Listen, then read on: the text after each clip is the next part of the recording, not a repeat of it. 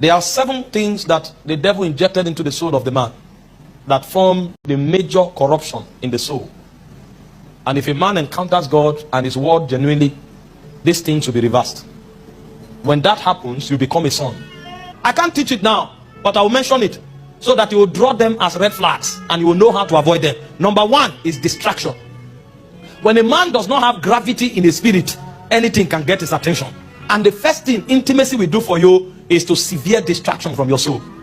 You see, when you find a child, he can't even focus on anything for 5 seconds. He doesn't know what he wants to do. He sees a football, he's running. He sees light, he's running. He sees phone. So many have not come into God. They are not gathered into his presence enough to shave off the elements of distraction. And so when you allow distraction enter your soul, that's why the devil got a room into the garden in the first place. Adam was not keeping the gate, and the devil sneaked in and deceived the woman, and everybody fell. What was he doing? When God put him in the garden, God kept him there to guard it and to keep it. Where was he? He was distracted, doing things that don't concern his ordination. When a man truly will grow and be usable in the hand of God, that man will fight distraction, and anytime you see him, he will be about his ordination. The parable was told in 1 Kings 20 verse 40. He said, my Lord gave me a servant to keep. He said, but as I was busy here and there, he said, I lost him. And he said, your life shall be demanded. There are too many people busy here and there. They are not about the master's business. And so when you find the people who are astray, distraction is what defines them.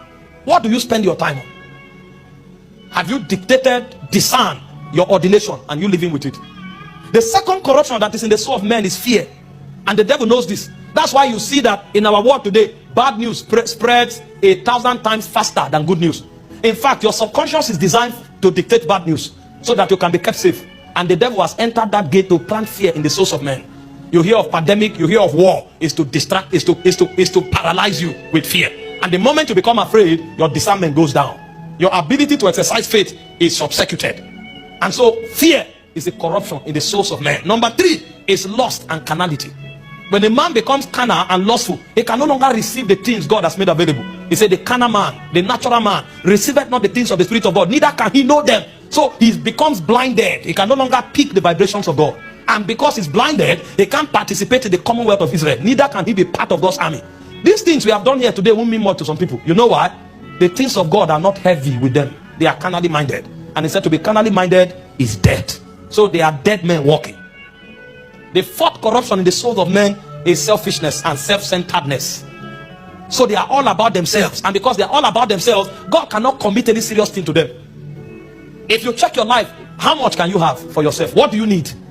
He said, if you have what to wear